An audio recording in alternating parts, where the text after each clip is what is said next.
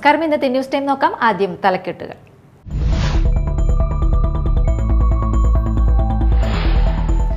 വയനാട് മുണ്ടക്കൈ ചൂരൽമല പുനരധിവാസത്തിന് 750 കോടി വകയിരുത്തിയുള്ള രണ്ടാം പിണറായി സർക്കാരിന്റെ അവസാന സമ്പൂർണ്ണ ബജറ്റ് അവതരണം നടന്നു. വന്യജീവി ആക്രമണം നേരിടാൻ 50 കോടി, ലൈഫ് പദ്ധതിയിലൂടെ 1 ലക്ഷം വീടുകൾ ഈ വർഷം പൂർത്തിയാക്കും.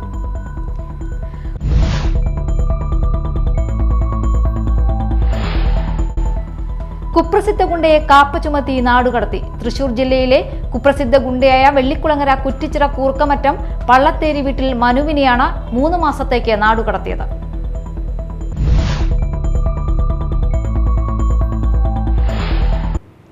വാർത്തകൾ വിശദമായി.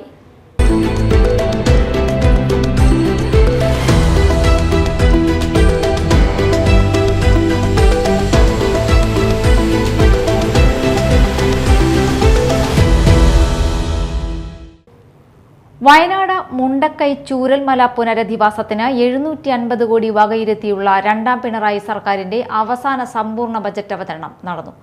ധനമന്ത്രി KN ബാലഗോപാൽ ബജറ്റ് അവതരിപ്പിച്ചു. കിഫ്ബി വഴി ഭൂമി വാങ്ങാൻ 1000 കോടി, കാരുണ്യ സുരക്ഷാ പദ്ധതിക്ക് 700 കോടി, ഹോട്ടലുകൾ നിർമ്മിക്കുന്നതിന് 50 കോടി വരെ വായ്പ, വയോജന സുരക്ഷയ്ക്ക് 50 കോടി, ഡിജിറ്റൽ ക്യാമ്പസിന് 216 കോടി, ലൈഫ് പദ്ധതിയിലൂടെ 1 ലക്ഷം വീടുകൾ ഈ വർഷം പൂർത്തിയാക്കും. സൈബർ കുറ്റകൃത്യങ്ങൾ തടയാൻ 2 കോടി, AI വികസനത്തിന് 10 കോടി, K-ഫോൺ പദ്ധതിയുടെ പ്രാരംഭ ചെലവുകൾക്ക് 5 കോടി, കൊച്ചി മുസിരിസ് ബിനാലേക്ക് 7 കോടി, എഥനോൾ നിർമ്മാണം ഗവേഷണത്തിന് 10 കോടി, ഡിജിറ്റൽ ക്യാമ്പസിന് 216 കോടി, 4830 പേർക്ക് പുതിയ റേഷൻ കാർഡുകൾ അനുവദിച്ചു.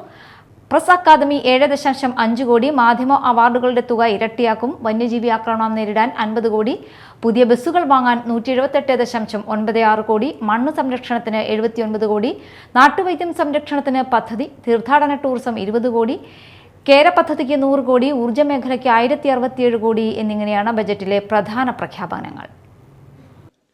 സർ, നികുതി വിഹിതവും കടം വാങ്ങാനുള്ള അവകാശവും കേന്ദ്രം വെട്ടിക്കുറച്ചതാണ് കുടിശ്ശിക വരാൻ കാരണം. അത് മനസ്സിലാക്കി സർക്കാരിനോട് സഹകരിക്കുകയാണ് ജീവനക്കാർ ചെയ്തത്. സർക്കാർ ജീവനക്കാരുടെയും പെൻഷൻകാരുടെയും അവകാശങ്ങൾ സംരക്ഷിക്കാൻ സർക്കാർ ബാധ്യസ്ഥമാണ്.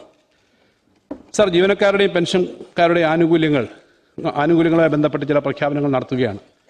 സർവീസ് പെൻഷൻ പരിഷ്കരണ കുടിശ്ശികയുടെ അവസാന ഗഡുവായ 600 കോടി രൂപ ഫെബ്രുവരിയിൽ തന്നെ വിതരണം ചെയ്യും. സർ, ശമ്പള പരിഷ്കരണ കുടിശ്ശികയുടെ 2 ഗഡു ഈ സാമ്പത്തിക വർഷം തന്നെ അനുവദിക്കും. അത് PF ലയിപ്പിക്കുന്നതാണ്. 1900 കോടി വരും. കുപ്രസിദ്ധ ഗുണ്ടയെ നാടുകടത്തി.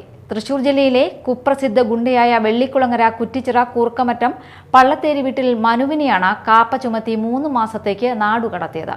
മനു വെള്ളിക്കുളങ്ങര പോലീസ് സ്റ്റേഷനിൽ 5ഉം ചാലക്കുടി പോലീസ് സ്റ്റേഷനിൽ 1 ദേഹോദ്രവ കേസുമടക്കം 6 ക്രിമിനൽ കേസിലെ പ്രതിയാണ്. തൃശൂർ റൂറൽ ജില്ലാ പോലീസ് മേധാവി B. കൃഷ്ണകുമാർ IPS നൽകിയ ശുപാർശയിൽ Thrissur range DIG Harishankar IPS ആണ് ഉത്തരവ് പുറപ്പെടുവിച്ചത്. Vellikulangara police inspector K. Krishnan, senior civil police ഓഫീസർമാരായ ഡേവിസ്, ബിജീഷ്, സ്റ്റീഫൻ എന്നിവർ കാപ്പ ചുമത്തുന്നതിനും ഉത്തരവ് നടപ്പാക്കുന്നതിലും പ്രധാന പങ്കുവഹിച്ചു. ചാലക്കുടി നഗരസഭാ ചെയർമാനായി സ്ഥാനമേറ്റ ഷിബു വാലപ്പന് ചാലക്കുടി പ്രസ് ഫോറം സ്വീകരണം നൽകി. MLA സനീഷ് കുമാർ ജോസഫ് സ്വീകരണ സമ്മേളനം ഉദ്ഘാടനം ചെയ്തു. Press forum president Bharitha Prathap അധ്യക്ഷത വഹിച്ചു. Vice chairperson Alice Shibu, Guruvayur മുൻ മേൽശാന്തി മൂർക്കന്നൂർ ശ്രീഹരി നമ്പൂതിരി, ചാലക്കുടി പള്ളി വികാരി ഫാദർ വർഗീസ് പാത്താടൻ, ടൗൺ ഇമാം ഹാജി ഹുസൈൻ ബാഖവി, M. കുമാരൻ, മുൻ ചെയർമാൻ VO പൈലപ്പൻ, പ്രതിപക്ഷ നേതാവ് CS സുരേഷ്, സ്ഥിരസമിതി അധ്യക്ഷന്മാരായ advocate Biju S. Chirayath, Preethi Babu, Annie Paul, ward councillor Rosy Lazar, കൗൺസിലർമാരായ Valsan Chambakkara, KV Paul, S. Sreedevi, Jiji Johnson, Jithi Rajan, Libi Shaji, Sudha Bhaskaran, Thomas Maliyakkal, Soumya Vinesh, block member Leena Davis, press forum secretary Akshara Unnikrishnan, vice president Krishnendu Sivadas, മുൻ പ്രസിഡന്റുമാരായ KN Venu, Lalumon Chalakudy, KK Shali, advocate Ramesh Kumar Kuzhikkattil, advocate Sanjayan Parambikkattil, Wilson Mecheri, Madhu Chirakkal, Thomas Kombara, MS Sadanandan, KB Binesh, Lixon Varghese, VB Sampaloor, Ashin Paul തുടങ്ങിയവർ സംസാരിച്ചു. മാടവന മസ്ജിദുൽ ബദരിയ മഹല്ല ജമാഅത്ത് നവീകരിച്ച ജുമാ മസ്ജിദിന്റെ ഉദ്ഘാടനവും 2 വീടുകളുടെ താക്കോൽദാനവും പാണക്കാട് സയ്യിദ് മുനവർ അലി ശിഹാബ് തങ്ങൾ നിർവഹിച്ചു. വീടുകളുടെ താക്കോൽദാനം ET ടൈസൺ MLA നിർവഹിച്ചു. KC ഹൈദ്രോസ് ഹാജി അധ്യക്ഷനായി. VT Abdulla Koya Thangal, Nasaruddin Moulavi, Al Qasimi, Ali Baqavi, A Naseer, KM Abdul Salam എന്നിവർ സംസാരിച്ചു. നമ്മളെല്ലാം മതത്തിൻ്റെ പേരിലുള്ള ആളുകളായി മാത്രം മാറുന്നു എന്നുള്ളതാണ്. എല്ലാ മതങ്ങളും നല്ലവണ്ണം സ്നേഹവും സൗഹാർദ്ദവും നന്മയും എല്ലാം പറയുന്നവരാണ്, നല്ലവണ്ണം ശക്തിയായി പറയുന്നവരാണ്. പക്ഷെ പലപ്പോഴും പേരിലുള്ള ആളുകളിലാണ് മതം മാത്രം. പേര് മുഹമ്മദോ അഷ്റഫെന്നോ മറ്റതോ ആയിട്ടുണ്ടെങ്കിൽ അത് അദ്ദേഹം പിന്നെ മതത്തിൽപ്പെട്ട ആളായി. കൃഷ്ണനോ പരമെന്നോ വേറെ ആൾ പേര് പറഞ്ഞാൽ വേറെ മതത്തിൽപ്പെട്ട ആളായി. വേറെ ഒരു പത്രോസെന്നോ ആന്റണി എന്നോ വേറെ ഒരാൾ പേര് പറഞ്ഞാൽ അദ്ദേഹം ആ മതത്തിൽപ്പെട്ട ആളായി. ആ മതത്തിൽപ്പെടുന്നു എന്നല്ലാതെ ആ മതം പറയുന്നത് അനുസരിച്ച് യാതൊന്നും ഏറ്റവും നല്ലതിൻ്റെ ഒന്നും പിന്തുടരാതെ വരികയും പ്രാവർത്തികമാക്കാൻ ചെയ്യാതെ വരുമ്പോഴാണ് പലപ്പോഴും എന്തുണ്ടാകുന്നത്. ഈ സമൂഹത്തിൽ മതങ്ങൾ തമ്മിലുള്ള പ്രശ്നങ്ങൾ ഉണ്ടാകുന്നത് പലപ്പോഴും അങ്ങനെയാണ്. മതത്തെ നന്നായി അടുത്തറിയാൻ ശ്രമിച്ചാൽ ഞാൻ ഉറപ്പ് പറയാൻ കഴിയും, നമ്മുടെ നാട്ടിലുണ്ടാകുന്ന ചെറിയ ചെറിയ പ്രശ്നങ്ങൾ ഉൾപ്പെടെ പരിഹരിക്കാൻ കഴിയും. നമുക്ക് ഒരുമിച്ച് ബി വൺ.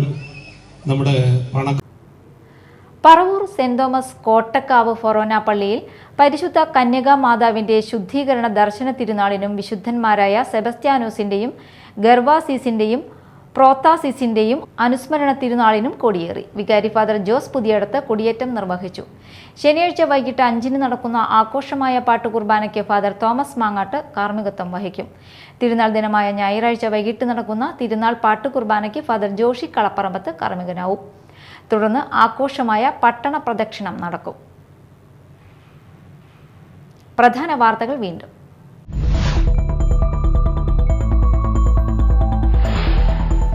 വയനാട് മുണ്ടക്കൈ ചൂരൽമല പുനരധിവാസത്തിന് 750 കോടി വകയിരുത്തിയുള്ള രണ്ടാം പിണറായി സർക്കാരിന്റെ അവസാന സമ്പൂർണ്ണ ബജറ്റ് അവതരണം നടന്നു. വന്യജീവി ആക്രമണം നേരിടാൻ 50 കോടി, ലൈഫ് പദ്ധതിയിലൂടെ 1 ലക്ഷം വീടുകൾ ഈ വർഷം പൂർത്തിയാക്കും.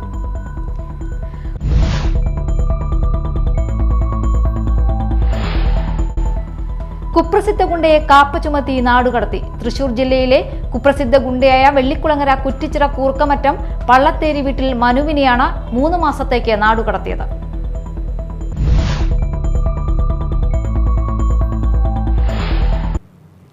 ഇതോടെ ന്യൂസ് ടൈം സമാപിച്ചു. നമസ്കാരം.